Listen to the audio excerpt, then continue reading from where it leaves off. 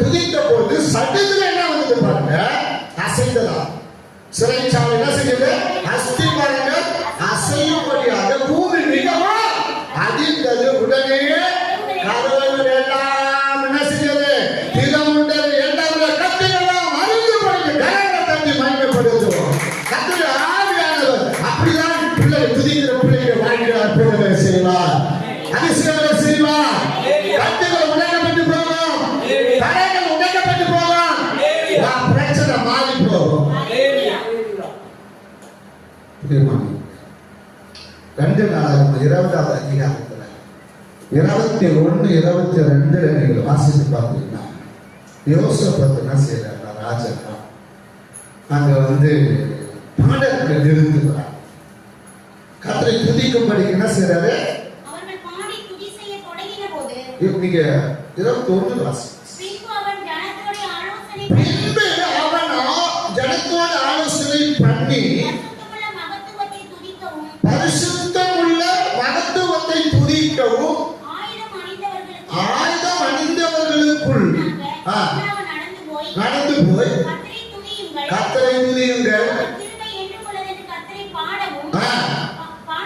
நிறுத்தினான். அல்லேலூயா. என்ன செஞ்சாரு, பரிசுத்தம் உள்ள மகத்துவத்தை துதிக்கவும் ஆயுதம் அணிந்தவர்களுக்கு முன்பாக நடந்து போய் கர்த்தரை துதியுங்கள், அவர் கிருபை என்றும் உள்ளது என்று பாடுவதற்காக என்ன செஞ்சாங்க, பாடல்களை நிறுத்தினார். தொடங்கின பொழுது யூதாவுக்கு விரோதமாய் வந்து 12 அம்மோன் புத்திரரையும் மோவாபியரையும் சேயீர் தேசத்தாரையும் ஒருவருக்கு விரோதமாய் ஒருவர் எழுத பண்ணினார். அவர்கள் வெற்றி வந்திருந்தார்கள். முதலாவது அம்மோன் புத்திரர்களும் மோவாப் புத்திரர்களும் 2 பேரும் வந்து அண்ணன் தம்பிங்க. அவங்க யாரு, சகோதரர்கள். அவங்க இவங்க 2 பேரும் சேர்ந்து என்ன செஞ்சாங்க, சேயீர் தேசத்தை என்ன செஞ்சாங்க, காலி பண்ணிட்டாங்க.